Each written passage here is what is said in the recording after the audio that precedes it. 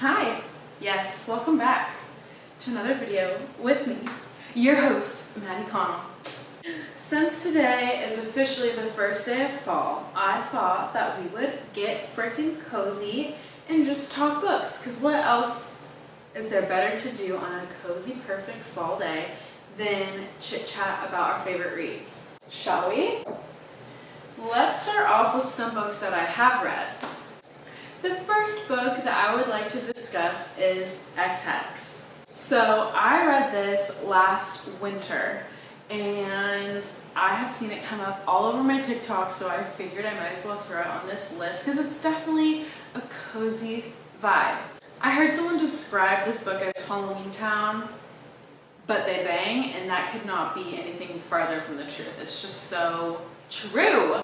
So the premise of this book is that the main character, Vivian, she's a witch, and she puts a hex on her ex for breaking her heart when she was, 16.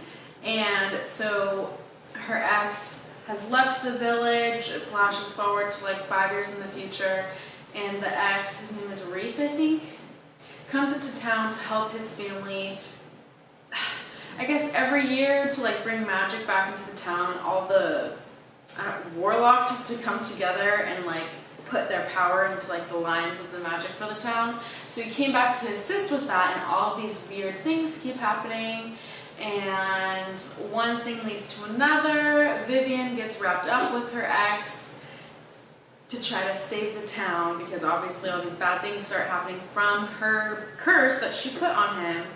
The sexual tension starts growing. It's a fun, cozy adventure. And this bad boy is only just over 300 pages. So she's petite, she's fun, she's cozy.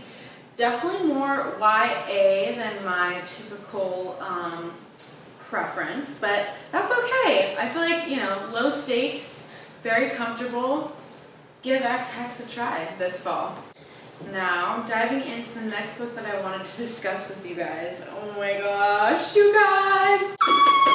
This is kind of a hidden gem. This was recommended to me by a friend because she found it literally thrifting, and it has consumed my entire friend group's TBR. So, this series is, this is the second one. This is Twice Tempted. The first one is called Once Burned.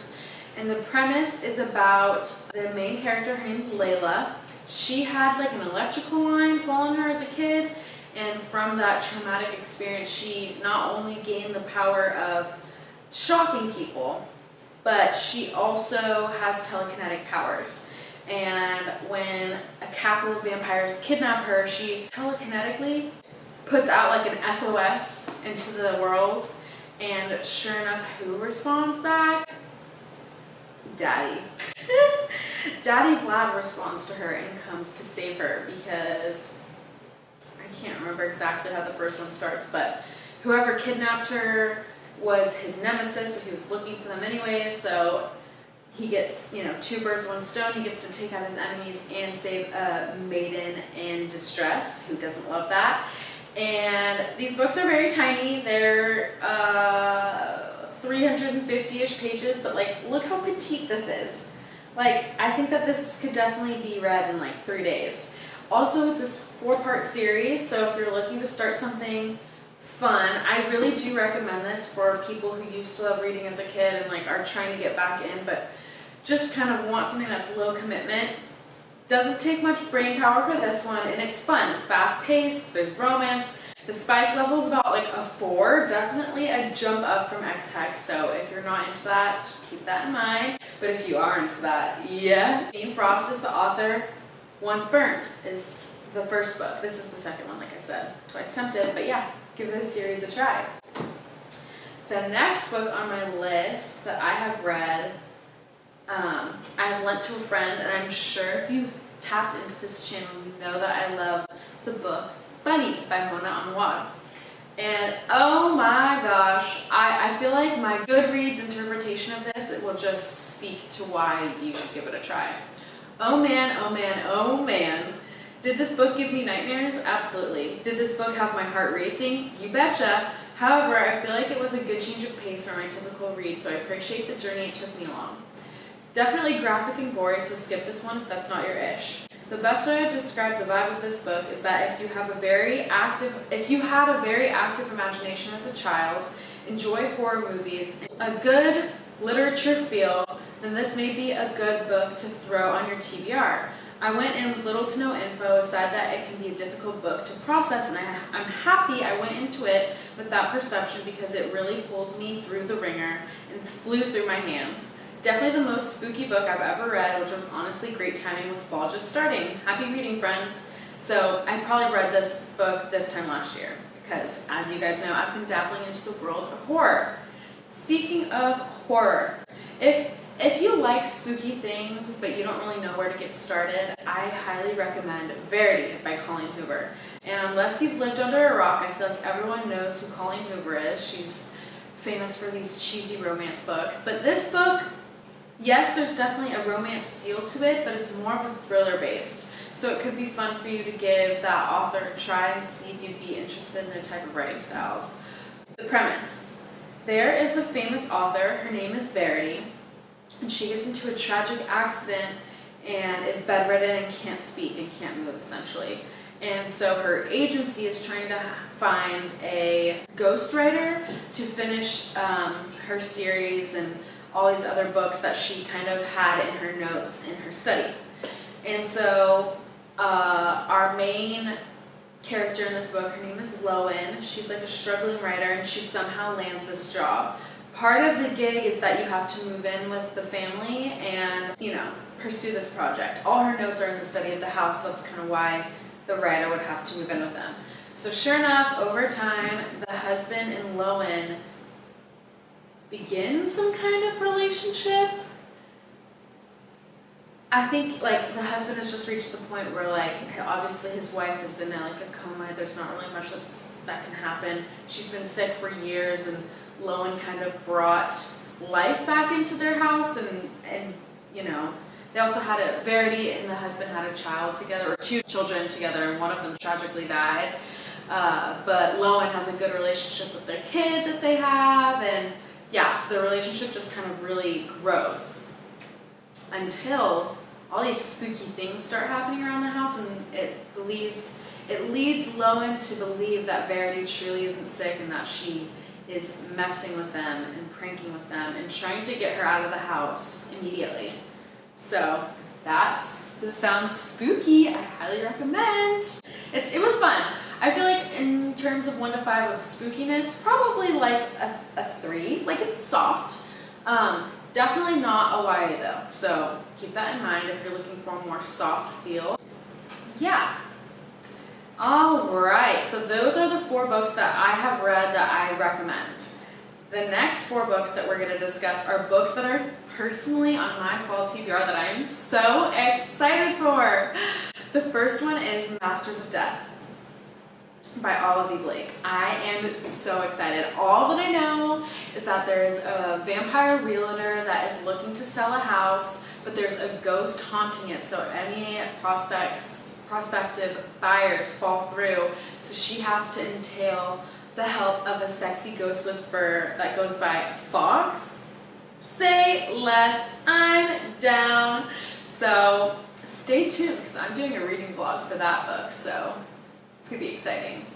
The next book that's on my TBR is Butcher and Blackbird, and the premise of this is that there's 2 serial killers that kill other serial killers, and one way or another they come intertwined with each other, and they have a competition to see who can kill the next serial killer first. I've been told it's very spicy. I've been told it's very similar to the Mindful series. Both of those have been, the Mindful series has been something I've been thinking about tackling for months, but this Butcher and Blackbird just kind of caught my attention because I love a little spicy read, you know? A little parched. I've been speaking a lot, so let's take a little sippy break. So hot. So hot. The next book that I want to read is How to Sell a Haunted House. And this author, I can't think of their name off the top of my head, but they have a bunch of famous books right now. Like, I feel like they're always popular in Barnes & Noble. But the top review of this book said that it was Annabelle meets child play with a dabble of family drama. and it was described as more of a dark comedy than so much horror. And you guys know I've been dabbling into the horror scene, so this seemed like another soft launch of me pursuing that genre, which sounds fun. It definitely sounds spooky, like it sounds perfect for October. The next book that I really want to read is Powerless, and I was just about to say fantasy is perfect for fall, but that would be a farce on me because I read fantasy any time of the year, it doesn't matter. But exceptionally in fall, I would say that fantasy is a fun time to read. Just because, you know, the books are moody, there's a lot of high stakes, fall just brings the vibes for fantasy, let's be real here. Let's read the description together. She is the very thing he spent his whole life hunting. He is the very thing she spent her whole life pretending to be. Only the extraordinary belong in the kingdom of Ilia, the exceptional, the empowered, the elites. The powers these elites have possessed for decades were graciously gifted to them by the plague, though not all were fortunate enough to survive the sickness and reap the reward. Those born ordinary are just that, ordinary. And when the king decreed that all the ordinaries be banished in order to preserve the elite society, lacking in ability suddenly became a crime, making Peyton Gray a felon by fate and a thief by necessity.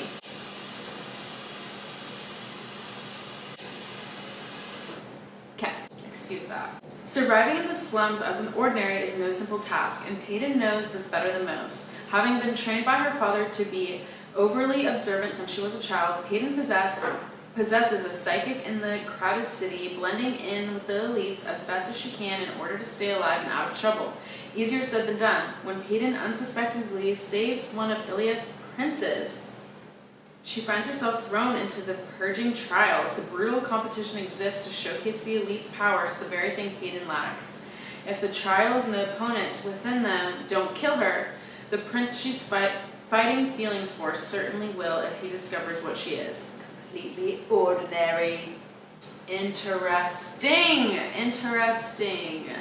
So this kind of gives me a little bit of a vibe of, what is that book where she's like sick just to fight through stuff? Isn't that Serpent Wings of the Night where she's like mortal and she's sickly? No, I'm thinking of Fourth Wing. So yeah, Fourth Wing, where she's been, you know, fighting for her life since the dawn of time and her body easily breaks. I guess it's not really too similar just because this is ordinary versus people's superpowers, but I'm intrigued, and I've been told that this like gave Sarah Corelli like better feels than ACOTAR, and I'm like, okay, sign me up. Anything that is compared to ACOTAR, inject it into my veins immediately. But yeah. Thanks for chit-chatting books with me. I thought this was really fun. I always love making these videos, and stay tuned for whatever I get up to on these next few months. And I hope that you guys are having a spectacular fall. Love you guys. Bye.